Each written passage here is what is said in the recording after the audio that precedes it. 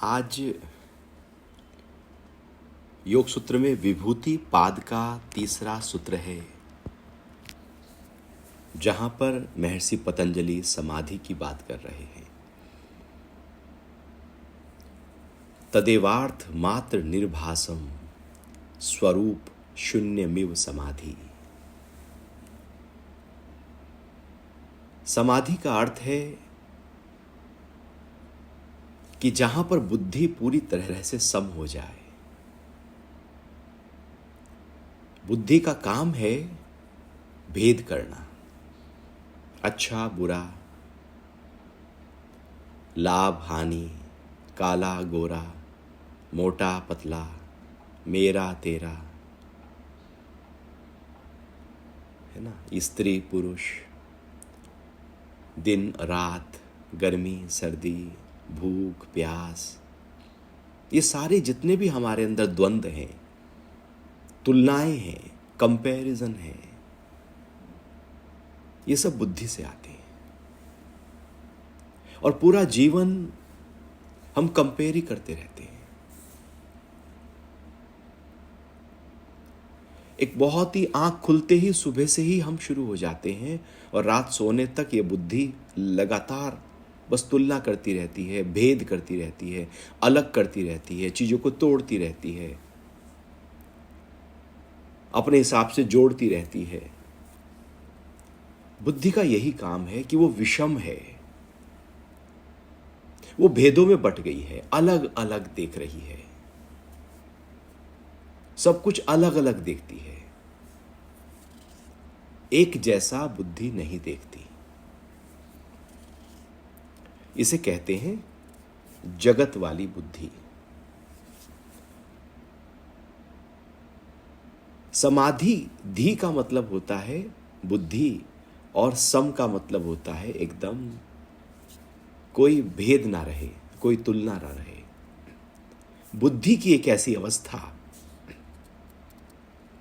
जहां कोई भेद नहीं, सब एक हो जाए, सबके लिए अंदर से एक ही भाव उठ जाए। यदि बाहर देखें तो दो ना दिखाई दे, द्वैत ना दिखाई दे, केवल अद्वैत हो जाए। समाधि का मतलब है अद्वैत हो जाना। अभी जगत में दो का होना जरूरी है।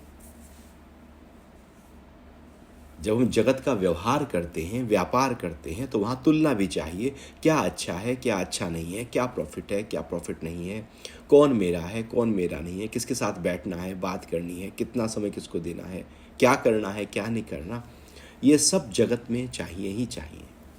और इसमें जो जितना परफेक्ट होता जाएगा वो जगत में उतना आगे बढ़ता जाएगा। जगत की बुद्धि यदि सूक्ष्म हो जाए तो व्यक्ति जगत में आगे बढ़ेगा, लेकिन वो जगत तक सीमित है। ये जो बुद्धि है, ये जो अवस्था है, ये अवस्था ही कुछ निराली है, कुछ अनूठी अवस्था है। इसमें व्यक्ति जब बहुत ही गहरे अपने अंतरतम में उतर जाता है ध्यान के बाद, तो एक ऐसी अवस्था प्रकट हो जाती है जहां पर बुद्धि भेद करना छोड़ देती है, या यूं कहें कि बुद्धि की सारी पावर्स सस्पेंड हो जाती हैं और उसकी पावर रहती ही नहीं है, क्योंकि एनर्जी अब बुद्धि में बह ही नहीं रही है। एनर्जी बुद्धि में बहे तो बुद्धि काम करे, मन में बहे तो मन काम करे, इंद्रियों में बहे तो इंद्रियां काम करें, शरीर में बहे तो शरीर काम करे। जहां बहती है वहां कार्य होता है। अब सारी एनर्जी ही वहां से हट गई, बुद्धि के पार चली गई, और बुद्धि के पार जाते ही बुद्धि सम हो गई।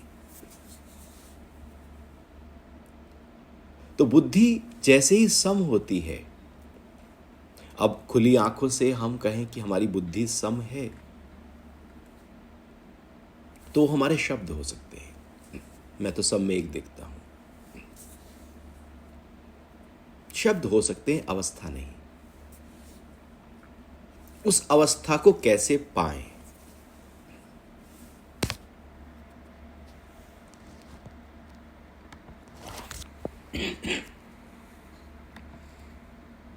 तो पतंजलि कह रहे हैं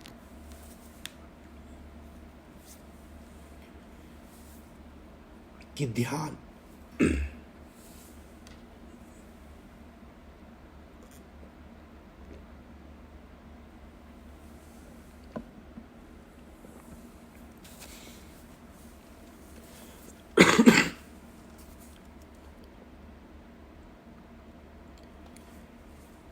कि ध्यान में जैसे ही आप उतरेंगे, धीरे धीरे धीरे धीरे, गहरे गहरे गहरे, अति गहरे, ऊर्जा अंदर की तरफ जानी शुरू हो जाएगी। जितना ज्यादा ध्यान में उतरेंगे, ऊर्जा उतनी मन से, बुद्धि से अपना संबंध छोड़ देगी। और सूत्र आता है कि तदेवार्थ मात्र निर्भासम स्वरूप शून्यमेव समाधि। जब हम ध्यान कर रहे हैं, किसी एक स्थान पर ध्यान कर रहे हैं, किसी एक विषय पर ध्यान कर रहे हैं, किसी एक वृत्ति पर ध्यान कर रहे हैं, कुछ भी हो सकता है, कोई चक्र हो सकता है, तो शुरू शुरू में मैं ध्यान कर रहा हूं, यह भी भान होगा। ध्यान हो रहा है, यह भी भान होगा। और कहां पर ध्यान किया जा रहा है, यह भी भान होगा। तीनों भान होंगे। करने वाला, होने की क्रिया कि ध्यान कर रहे हैं, ध्यान के लिए बैठे हैं, और कहां ध्यान किया जा रहा है। ये तीनों चीजें ध्यान में याद रहती हैं। लेकिन समाधि एक ऐसी अवस्था है जहां पर सबसे पहले जो साधक है, उसके अंदर जो लक्ष्य है वो प्रकट होना शुरू हो जाता है। वो लक्ष्य है, वो बढ़ना शुरू हो जाता है।